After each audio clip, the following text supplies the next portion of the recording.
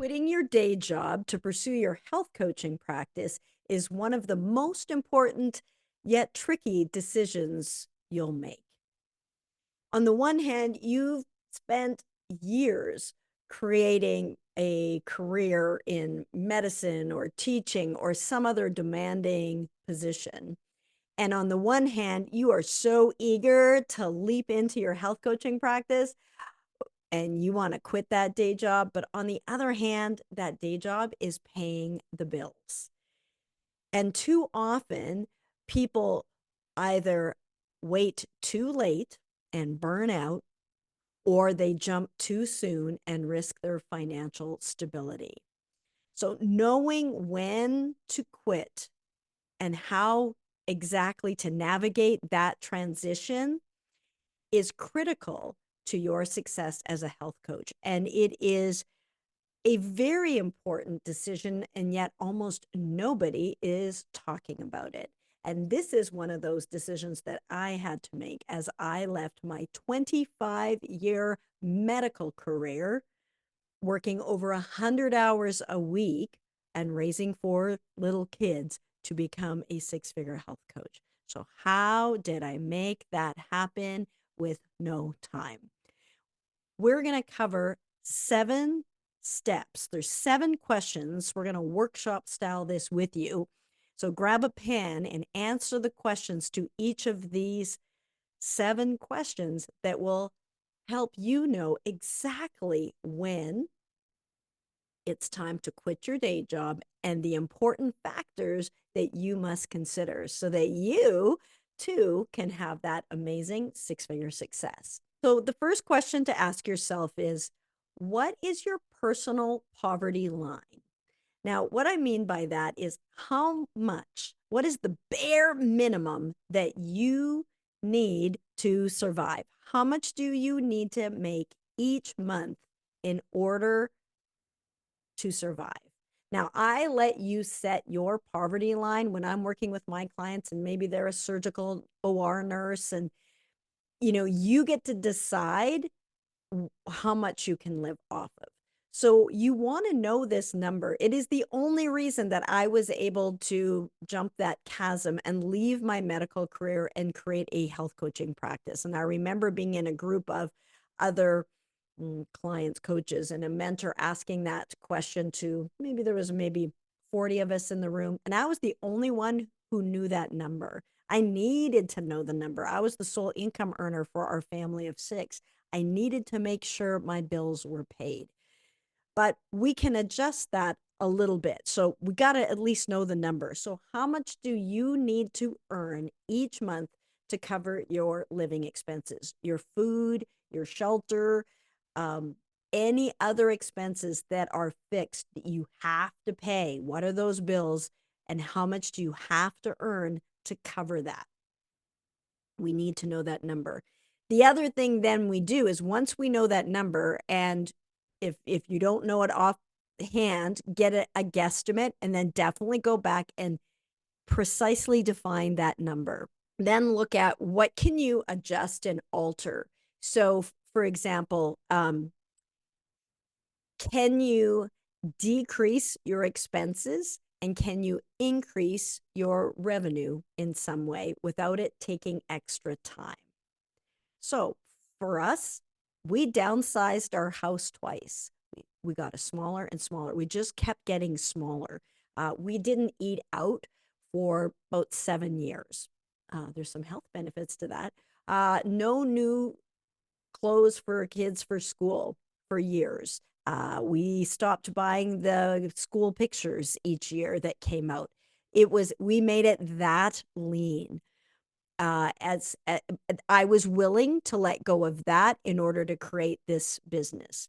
I wasn't willing to go without shelter or home.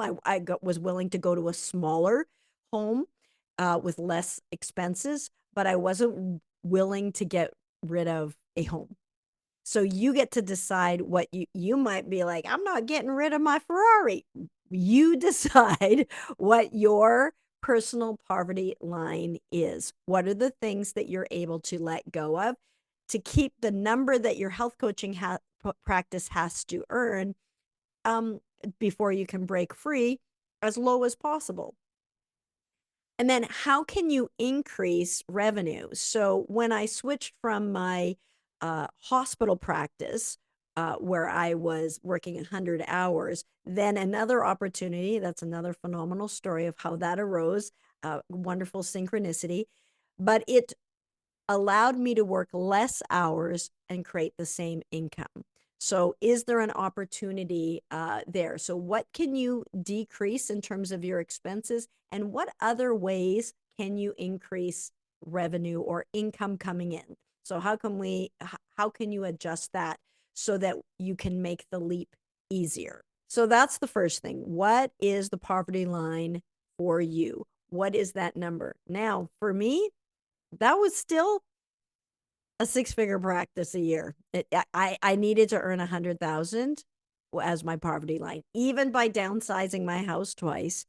But when I added up the the amount of, if I still had a medical practice, the amount of expenses that I had to pay for that, uh, college dues, license fees, malpractice insurance, and so on, in order to create revenue as a doctor, I still had a lot of expenses. And then adding on the living expenses for a family of six, and that all adds up. So I wasn't willing to get rid of the dog. There's certain things that you decide, what am I willing to let go of? I was willing not to eat out. I was willing to not do something. So find that number for you. And the answer is going to be an actual number. So get your best guess at the moment and then go back and look through your bills for the last few months, um, and see how much is going out. And are there areas that you can trim? Are there things that this is not leading, knowing that you're wanting to create this six-figure health coaching practice? Does this help you get to your goal? Great. If it does not, then no. Now, part of the goal could be a healthy, happy family. So some of those expenses are part of creating a healthy, happy family. They stay. So what is your goal? And if creating this six-figure health coaching practice and letting go of maybe a toxic day job is there, then so first of all, what's the number? Secondly, how much time each week does your day job take? So include any commute times. So is it 40 hours a week? But include your commute times. Do you work 25 or 30 hours, but there's a commute time? So how many hours a week does that job take in order to earn that current revenue that we're trying to replace? And the reason why this is such a big deal is when I was looking at this, there really wasn't any doctor like myself who was earning a really great income as a radiologist. You can Google it. Who would become a health coach? Like, who would do that? And so there really wasn't any role model or track to follow in that regard. And when I asked questions about, like, when do you quit your day job? The answer I got was, well, when your health coaching practice is earning the same amount as your day job, you quit your day job. Mm. My health coaching practice was zero, and I had about 0 hours a week to devote to it. My medical practice, my day job, was earning a lot of money. And it was taking well over 100 hours a week one week, and the other week it was working 24/7 on call. So how in no time could a health coaching practice from a starting stop zero replace a subspecialty radiologist income? That was a mystery that I couldn't figure out. And so that's where this is how I figured it out. And so likely you are not working the hours that I was working as a subspecialty radiologist and raising four kids at the same time. And if you are, awesome. I got you. We got you. We got you covered. All right. And maybe the great news is you don't need to replace a multiple six, almost seven-figure income. Maybe you don't need to replace that. So that's good news. But with those greater incomes often come greater expenses, some of which are challenging to unhook yourself from, because you might think this is a great idea to get real lean, but the others that you live with might not be as keen on that. But these are the things that you have to look at as you intentionally set your course of how can I leave this. Maybe for me, it was a toxic scenario. It was not sustainable. So you might be there too. And that's another factor. We'll talk a little bit about that, but just the actual numbers.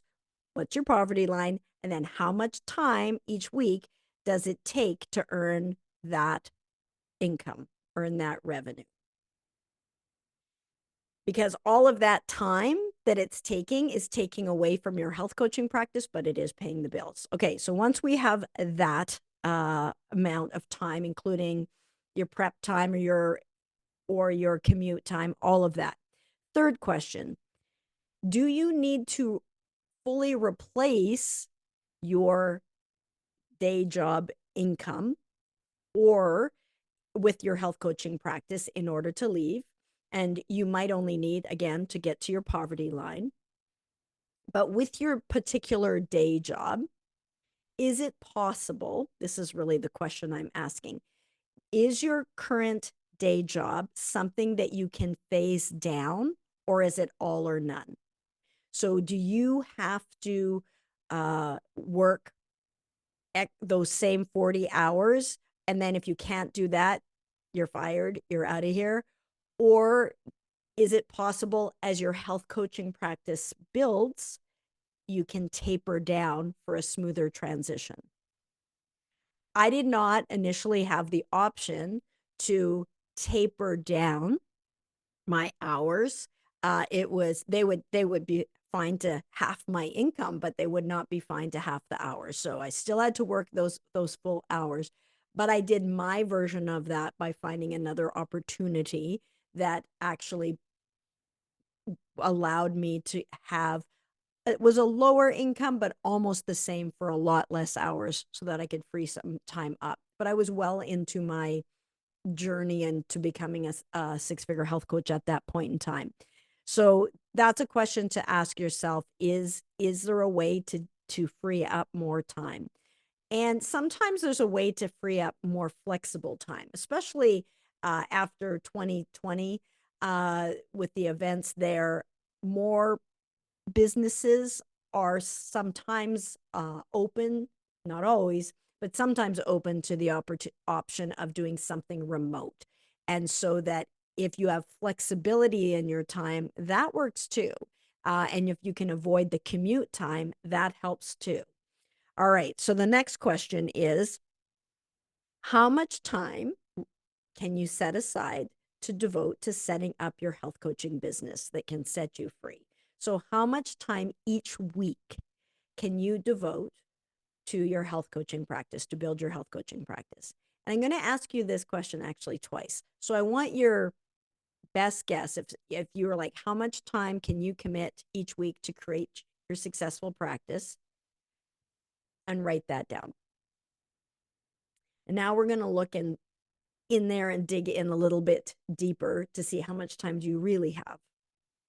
All right, so number 5, create your weekly calendar. Now, I want you to write down all of your fixed non-negotiables. Again, you get to decide what those are. So there are 168 hours in a week. So I'll just save you the math there. 168 hours in a week. One of the things that most of us do every day is sleep. So if you sleep 8 hours and 7 days a week, let's say 56 hours is sleeping time. Put that number down for you. How much time each week do you spend sleeping?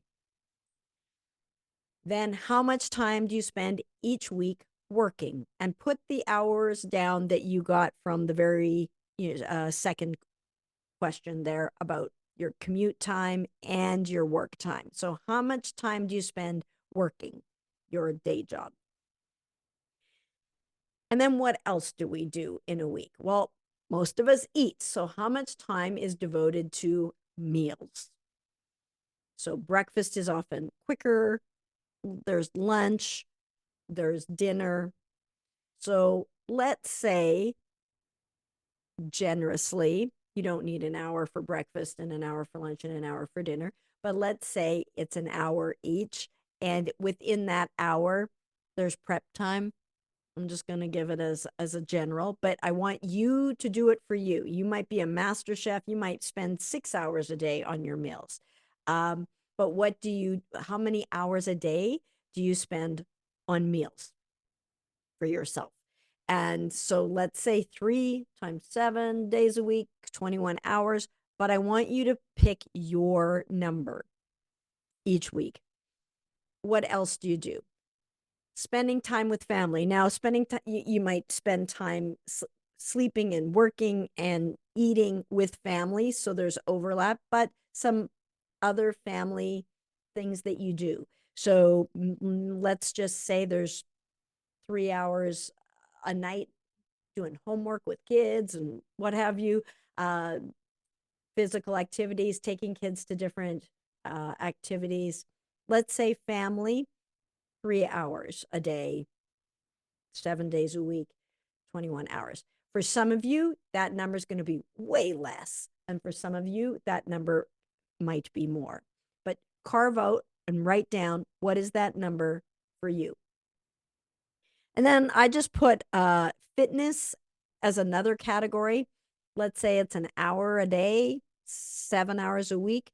For some of you, it's going to be way less. And for some of you, it may be more. But how much time is spent in fitness? And then social is 5 hours. Let's say, well, just other social media, social things. Now, a lot of people spend 2.5 hours on average a day on social media. So if you're looking for where can I find some time to carve out this business, that's a good place to look and to start. And a lot of people have the false idea that scrolling on social media, and maybe they've heard that they should post something on social media. A lot of people make the false assumption that being on social media is somehow also building your business. Not necessarily true. In fact, almost always not true. So there is a role for it, there's a place for it, but you kind of want to get in, get out. And a lot of times there's some wasted time there. So add all of that up. So if you've been adding up, now there might be something else, another category, but if we just followed the category that I had, that all adds up to 150 hours a week. So add the number of hours up per week that you have fixed. They're every week, every day, no matter what. This is the things that I do. So we eat, we sleep, and certainly some days are gonna and some weeks are going to be different, but I really want to get your typical week and those things that they're not budging. I'm not going to be creating my health coaching practice in this time because it's sleepy time or whatever that time is. Okay. So it's family time. So carve that out.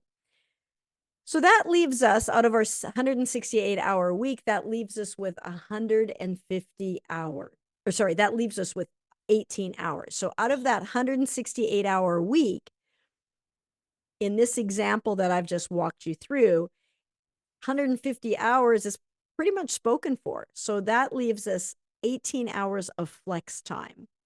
So we could spend 18 hours devoted to our creating this business of our dreams. That's possible. But maybe you signed up for another getting your thesis or master's degree, and maybe that takes some extra time. And so that might cut down. But I want you to get a realistic number of how many hours each week can you devote to your practice. So I'm going to ask you the fourth question that I asked just before we did that again. So we said, how much time can you commit to your practice? Now, answer that question again with a little bit more clarity and education. How many hours a week can you devote to creating your 6-figure health coaching practice? and write that number down. And I'm curious, and please pop in comments or let me know, did that number change? Did that number go up or did it go down? I would love to know after we looked at where we can allocate. Did that number go up when we realized, oh, actually, I do have time and I could replace it with something else with this? Or did it go down? So we just want to get a really accurate assessment of what we're dealing with because we don't want to quit our day job too soon, but we don't want to wait too late. And the fifth question is, when in your week can you consistently focus on creating your health coaching business? And where can you create some non-negotiable time? In other words, nothing gets in that time. So let's look at that. So in your week, middle of the night, you're probably sleeping. Where can you create that time? Is it during the day? Is it mornings? Is it evenings? Is it weekends? When can we create that time? Because here's what I know for sure. You can definitely build this business and create a six-figure health coaching practice part-time. You absolutely can. You can even do it in the pockets of your time, especially as you're trying to navigate away from a day job. But you can never, ever, ever build it in your spare time. I have never, not once, ever seen anyone create anything remotely looking like a successful health coaching business when they try to do it in their spare time. And unfortunately, that's what most people do, is they try to create their health coaching practice when they get a moment. After they've scrolled social media, after they've watched Netflix, when the moment inspires them, which is never. And then they spin their wheels because they don't exactly know what to do in that time. That does not work. But if you carve out your time and make it non-negotiable, that's when the magic happens. One of our six-figure health coaches, Connie, she has 5 kids. And she carves out this time the best that I've ever seen. And she sets her hours of operation. And I teach people to set sacred business hours of operation. And I want you to, I'm putting on my surgical gloves here in the visual. I want you to scrub in to your work. And when you're scrubbed into the operating room, you're not meeting people for lunch dates. You're not taking other calls. You're not scrolling social media. You are focused on your incredible life-saving, life-changing work. So you want to scrub in and focus. But then when it's time to scrub out and you're done with your work, then it's time to play with family and, enjoy meals with family and go hiking and do all of those wonderful things. But you're not going to perform surgery at the grocery store. So you want to scrub out. So Connie does this so beautifully. Her family knows, her kids know that when that door is closed and at these times is when mom is working. And they know you do not step foot across that door. It is hours of operation. You do not come in.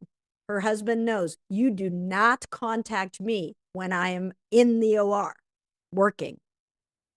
But once she's out of that and she's with her kids and helping them with homework and finding about their day and enjoying her work, her clients do not come into that sacred family time. It does not.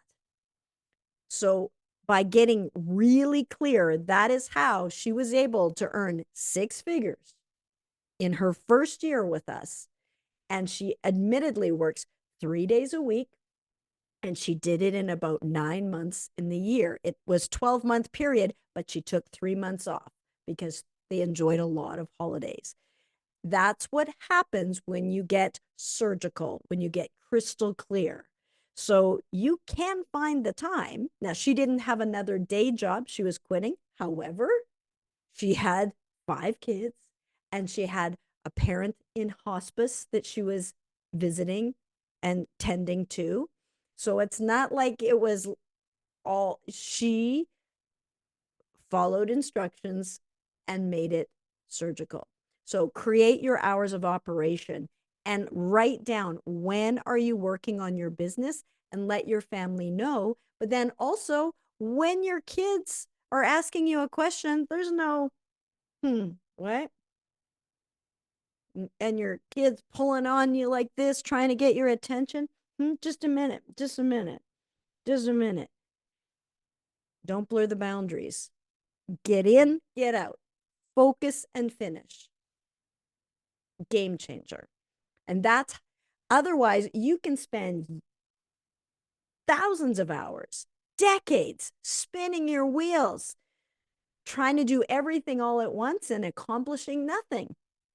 You want to focus and you want to have that clarity so that you know exactly what you're doing and when you're doing it. So find that time for you. It'll vary depending on your circumstances. I get it. When I was on call, it depended. Was I on call that weekend or was I not? That would vary. Depended on how old my children were. If it was, sometimes I would work it after they were in bed.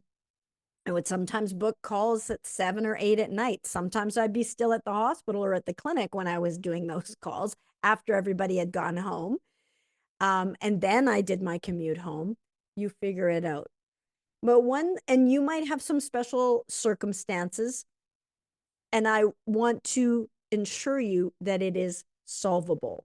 There is a solution to this.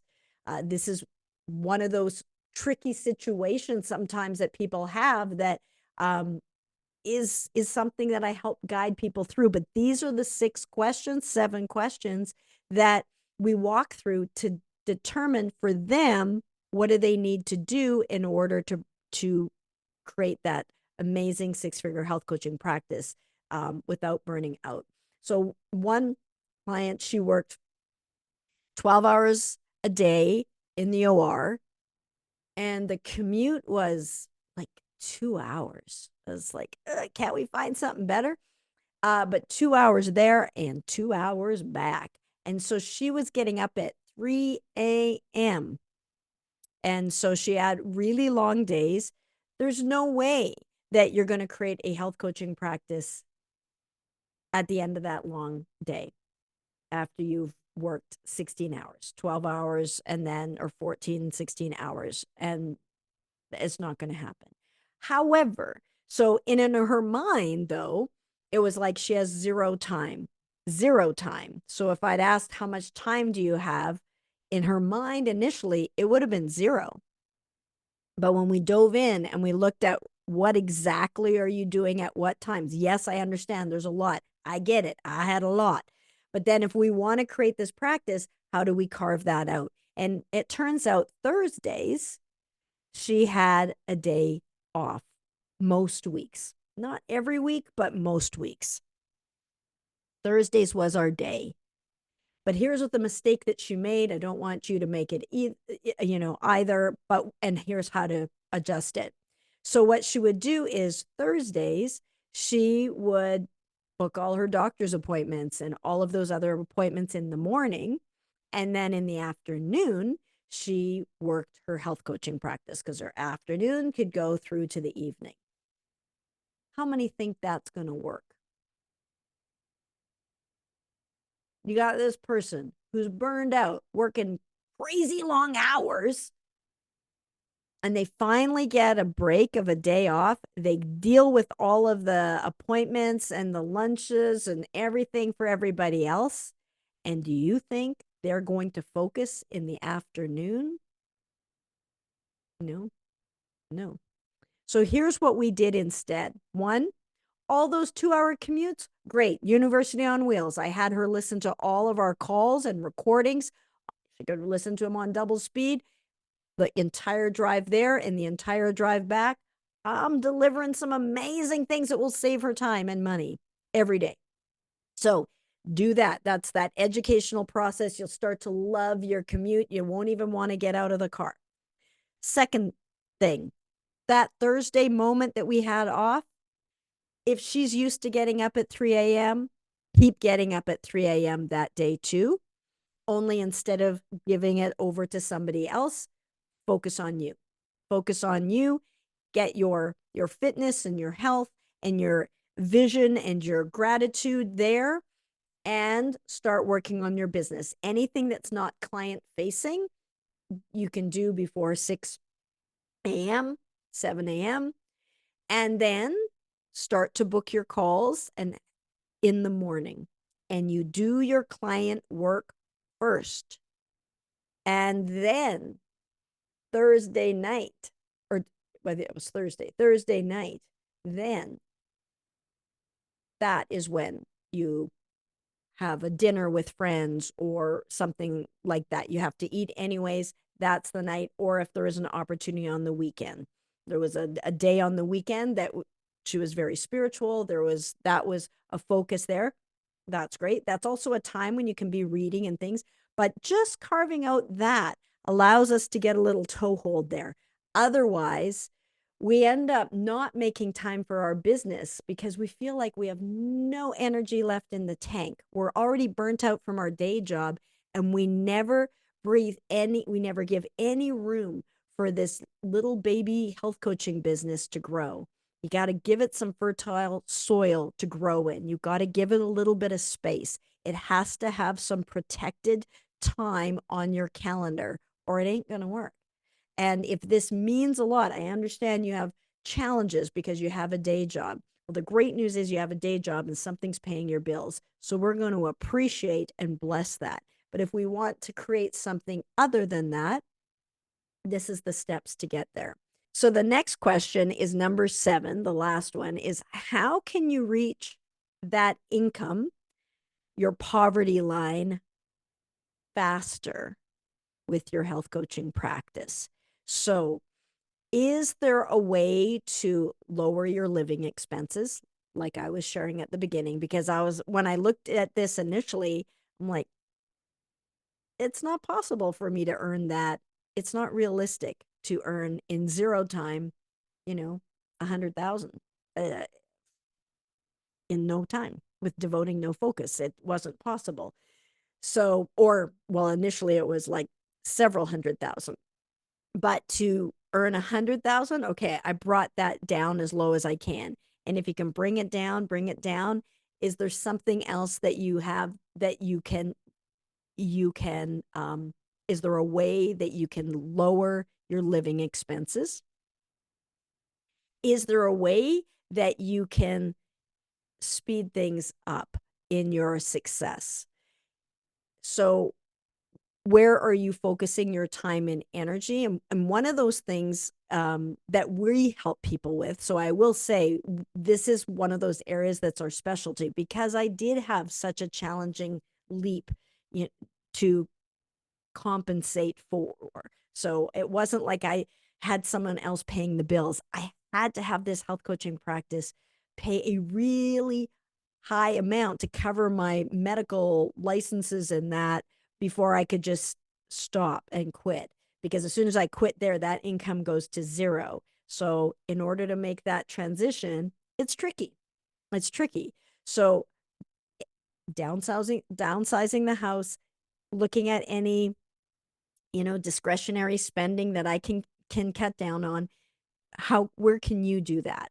And it's up to you how much you're willing to do that. And it'll depend on what phase of life you're in and how badly you want this and how badly your toxic position is. I will say sometimes the position that you're in is so extremely toxic, or let's say even unsafe, then you might need to get another job to pay the bills until your health coaching practice gets up to speed, because the depletion in your energy, but it takes time to find another job. The best case scenario is stick it out and leave, but Sometimes if if you're in an abusive situation, sometimes you need to find something else or someone else to help support you through that. There are different types of funding and third-party funding and business loans that sometimes people are able to do in order to get their businesses up and running. It's not uncommon for a startup business to require funding to get up off the ground, and a health coaching business is no exception. I'm a big believer in the lean startup, keeping those expenses as low as possible so that you don't have as much to compensate for and to correct for, and you get to be in the black that much sooner. But those are all things to consider when you are trying to decide when. So bring the living expenses as low as you are willing to. Create your income as quickly as you are able to. And the way to do that is to focus on the time that you are able to devote to your business. And what I'll say with the health coaches that we mentor through our system, and following a proven system absolutely will save you time and money. So if you can find someone who's done it, I know Rachel, one of our six-figure health coaches, when she started with us, she says, I can't afford the time or money to do this. And she also had 5 kids, and lived in a tiny town and was working. And she's like, I can't afford the time or money to do this. But she'd already spent 2 years trying to figure this out on her own and getting nowhere. And so she said, but more importantly, I can't afford not to. And that's the thing, because it's say in a year she reached 6 figures, and now she's at 500,000 and scaling. It was the best use of her time and money. So when you're going to invest, you want to get a return on that investment. So getting as much information as you can for free, absolutely do that. But if you can find a business plan that is not trading time for money, that is what we teach. Do not trade time for money, because there's just not enough hours in the day. But do deliver results, excellent results for your clients. But following a proven blueprint, a roadmap that is tried and true with accountability and support is absolutely cheaper and faster, and allows you to be able to let go of your day job way sooner. That just makes sense. That makes logical sense. I hired mentors as soon as I could. Mostly at the beginning, there was no one who had left a medical practice and created a 6-figure health coaching practice. There was nobody that had done that when I did it. So I pieced together mentors, mainly single men in other types of businesses, and often with no kids. And so they had different challenges, but they didn't really know necessarily my challenges. But I pieced together mentors in different areas for different pieces, and those mentors were invaluable. And you'll hear me reference my mentors, and I have mentors currently too, that for every stage, because I know how much that can save you time and money. But if you have a day job and you're like, man, how can I make this work? And just for reference, I'll just give you an example. For people who are starting with us, they just have to be able to allocate 2 hours a week. 2 hours a week. If they can allocate and squeeze out 2 hours a week, we can work with that. So that's like 15 minutes a day. And if people don't have 15 minutes a day to allocate to create a successful, soul satisfying 6-figure business and generate an income producing asset for themselves that they are 100% in control of, and they can scale to the moon, if that's not worth 15 minutes of your day, this is not for you. Health coaching is not for you. Then entrepreneurship is not for you. Then you got to stay with your day job, but at least you don't need to complain, because there is an opportunity, and it will require at least 15 minutes a day of focus. But if you can do that, you can inch yourself free. Of course, the more time you can devote, the faster that you can scale, but at least that amount of time. And it's about the consistency and the focus rather than hours per se. Because a lot of our health coaches that have been really successful, it's not like they just had a ton of time. It's a tricky situation. And these steps and these questions will help you know for you. And everyone is unique. Everyone has unique situations. Some of you have someone else paying bills. Sometimes people have savings. Sometimes people have something they can sell, like a house or a car. Martita sold her apartment, and she reached 140,000 in her first year. So it's that commitment, that focus and that commitment of time and energy and often money as well that allows this to flourish. You have a game plan, you know where you're going, and it allows you to, I want to say put up with, but it allows you to endure the day job and be appreciative and grateful for it because it's allowing you to pay the bills while you nurture this six-figure health coaching practice and get it up off the ground. And part of creating that successful health coaching practice that will allow you to let go of your day job is by getting really great at having successful sales conversations. And we're going to dive into that in the next episode. We'll see you over there. Be sure to share this with your health coach friends. Be good for you.